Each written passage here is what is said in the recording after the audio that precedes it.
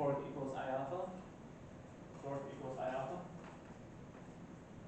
And the change of angle is omega squared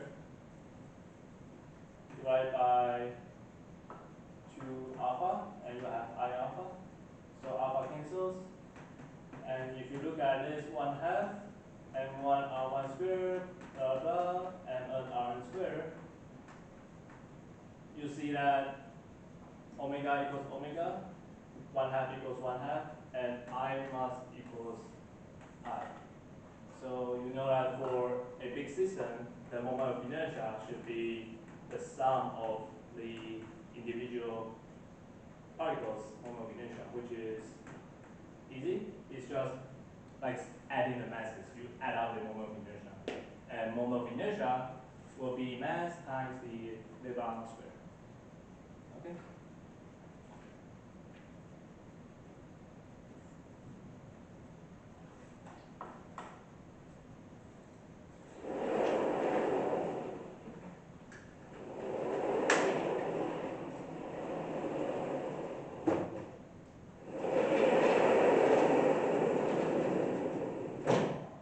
So this is what will happen if you rotate something. You rotate something by applying torque. And the way torque affects rotation is by generating a angular acceleration. The angular acceleration you get from a torque is related to how big the moment of inertia is. The moment of inertia of a system will be bigger if the mass is bigger, but the key is that it is related to the distance between the mass and the pivot. If the mass is far away from the center, or the mass is far away from the pivot, then the moment of inertia will be bigger and it's harder to rotate it.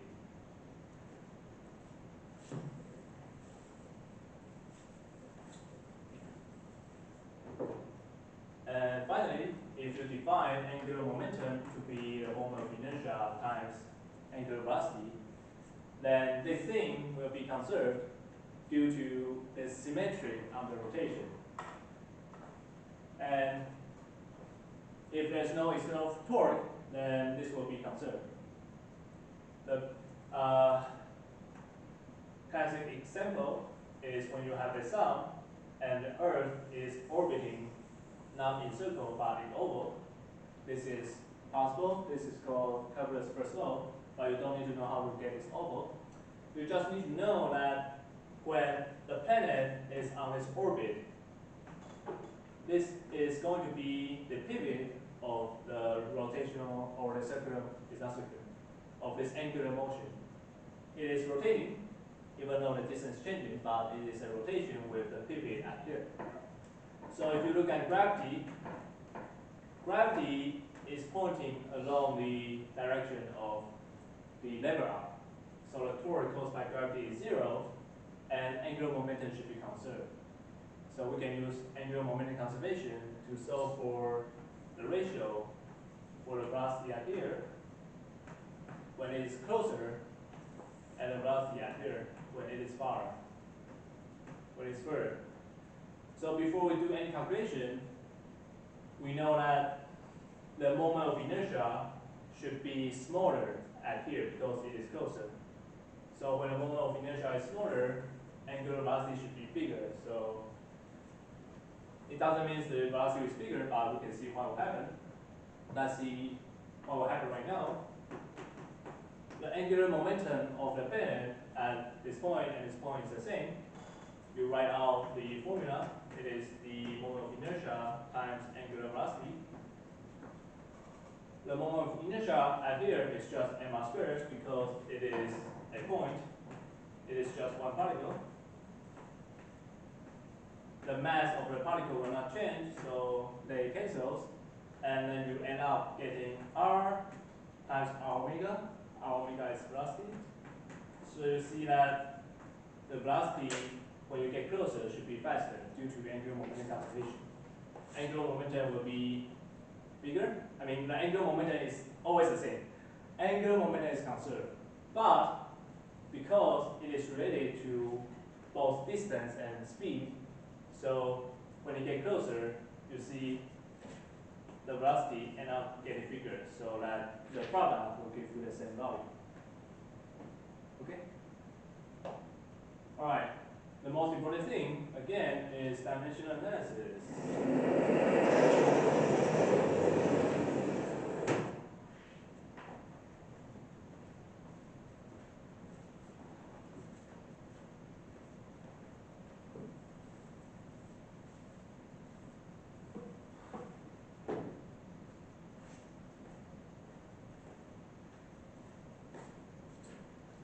We first learned about energy, which is 1/2 mv squared for kinetic energy. So if you want to analyze the dimension, you know mass is mass, 1/2 is dimension is. Velocity is mass divided by time. So velocity squared gives you length squared divided by time squared. Okay? And work is force times distance. So force is going to be mass times acceleration, and distance is distance, and you see this is the same as the dimension of energy. So you know it makes sense.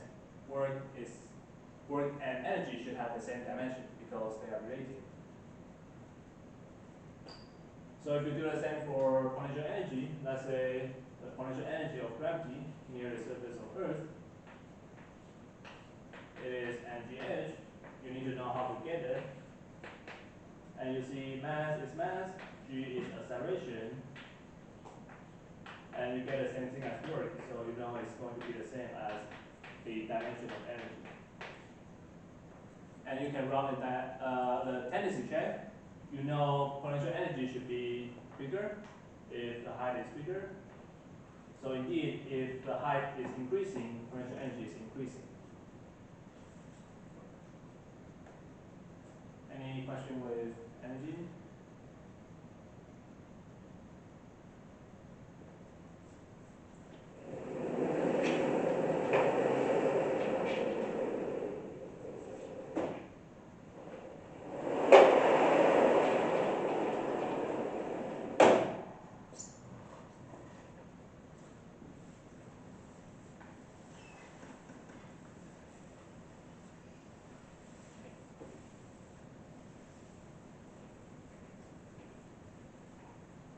Next one is momentum.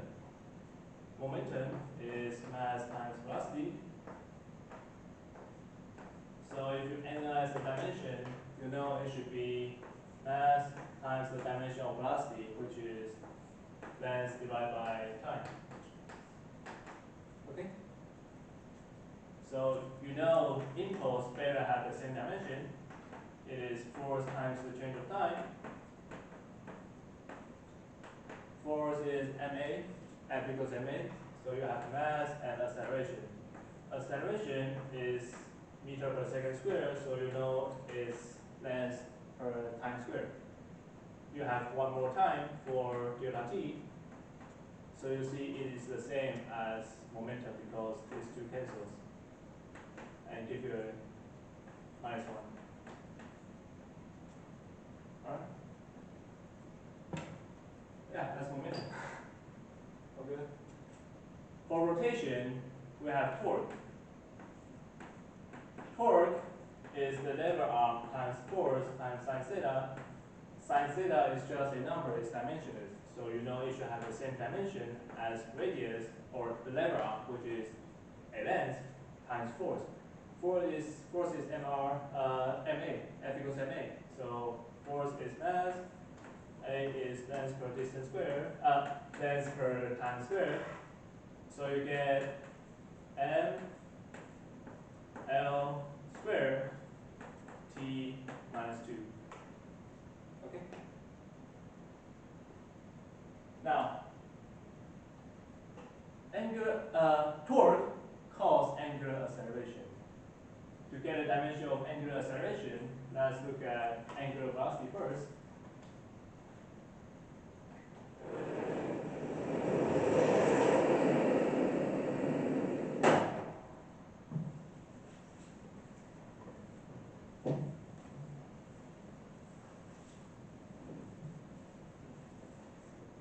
angular velocity is the change of angle per change of time. Angle is just a number, even though you need to specify you are using degree or radian, but those are all dimensions, it's just a number. So the dimension of angular velocity is just 1 over time, times the power of -1. Okay? For angular acceleration, you are just looking at the change of angular velocity per change of time. Angular velocity is t to the -1. If you divide time again, you get t to the -2. So angular acceleration is just divided time by twice. Angular velocity is just divided by time once, because the angle is dimensionless. So we know that the moment of inertia will end up being a bunch of mass times lever arm squared, but they all have the same dimension, so a bunch of term added together is just the dimension of all of them, which is the same. And it's going to be the mass from the mass and distance squared from the lever arm squared. So if you compare torque equals I alpha, indeed, I, the moment of inertia, gives you the mass and length squared, and the alpha gives you the t to the power of -2. So you see the dimension here and dimension here is the same. Okay? And for angular momentum,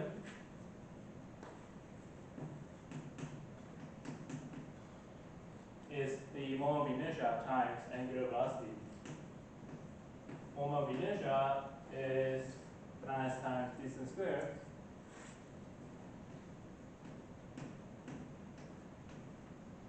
And angular velocity is 1 over time. So you have this with a 1 over time. Okay? So dimensional analysis is very important. It's very useful. If I give you a disk with uniform material, I tell you the radius is r and the mass is m, then the moment of inertia should be proportional to